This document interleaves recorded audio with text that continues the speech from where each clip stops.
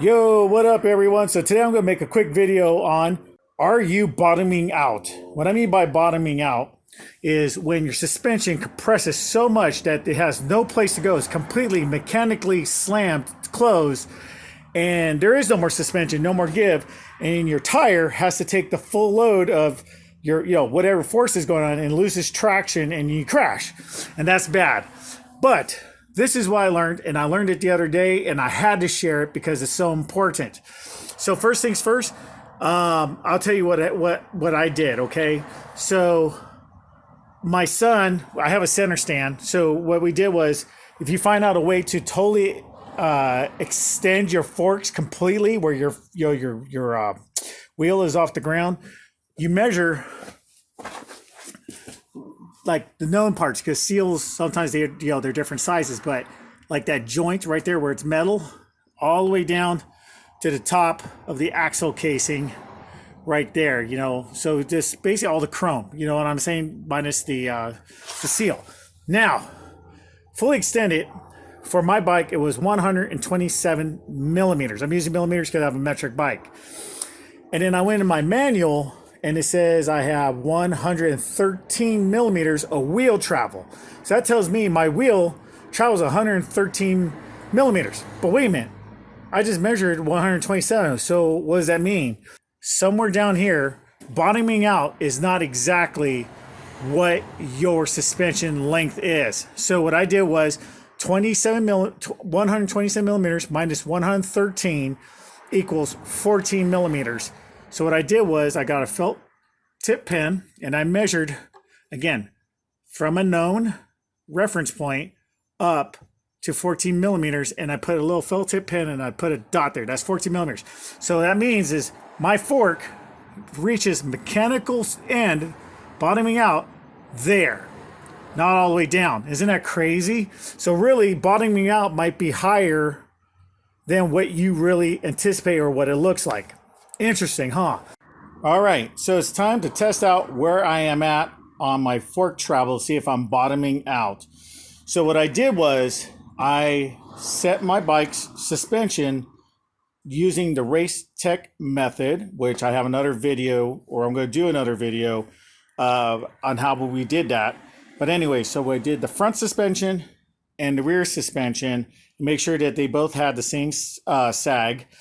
And then I got a small little zip tie that's not too tight, but snug enough so it could slide up and down the pole, but not really easy a pole tube. So I'm going to slide that up against my fork seal, be sure that the knot doesn't hit my reflector, and then we'll see. Tail of the tape, right? So let's go for a ride. All right, so I'm on the road. This is going to be like, city streets where there are potholes, a lot of, dust, divots, bumps, all this other stuff that's very, a lot of imperfections in the road. So my suspension has to work.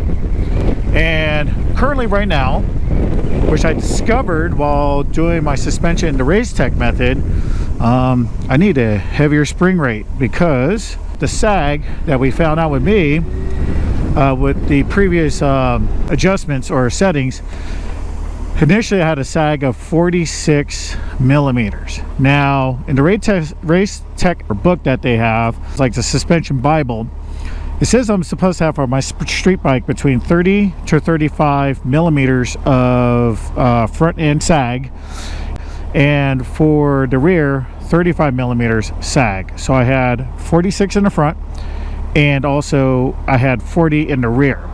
And what happened was that I had, it was 5 turns in for the preload, which is 5 millimeters, and the usable amount was between 4 millimeters and 19 millimeters of the adjuster protruding from the top of the forks, which is really 15 millimeters. And so if I was at 46 with 5 millimeters of preload added to the springs, I had 10 left. So if I did this all the way maxed out, full 15 millimeters of preload, I'll only be at 36. See what I'm saying? So I would still be 1 millimeter out from the most allowable sag that RaceTech says. Now, another thing they said in their book, though, that you should have sag that's equal to 25% or quarter or to a third. So 25% to 33% of your wheel travel. So I did that, and I'm actually in there because I think right now I'm at 32% of my wheel travel. So that's within a third, right? So I'm in there. So I have to figure out, am I good there? Or do I want to shoot for the 35 millimeters like it says in the book? All right, here we are, Wildcat Canyon. Now, for any place you're gonna work your suspension, your grip, trail braking around corners is Wildcat Canyon. All right, so we made it back. Now it's time to measure. As you can tell, the zip tie has gone down quite a bit. Now, if you don't have one of these, I highly suggest it. These are awesome. It's a sewing gauge, but you can see where it's like inches on one side and centimeters on the other. So if you want to take a look, if I set this to, what was it, 14, like I had it before, that's 14 millimeters. But if you look, hopefully you can see this, right there, check that out. Bam, it's 14 millimeters. I just reset this up. What's kind of cool is that I could literally line this up kind of like that, and what I'll do is I'll lower the sewing gauge point. See if I could do this with one hand. Usually I got my GoPro to where it lines up. Cool. So what do we have here?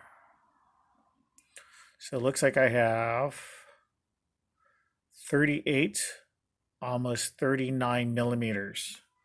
Now I went off of the top edge of the zip tie from the fork seal because that's where it touches, right? It's not the bottom.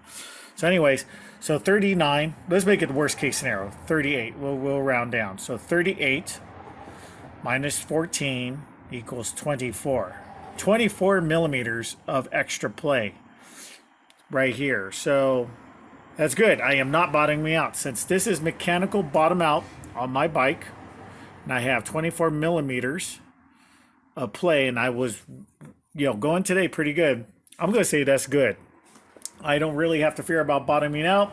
Gives me room for some emergency braking or whatnots. So that's kind of cool. So if you got anything from this video, please, like, share, and of course, smash that subscribe button. I would totally appreciate it.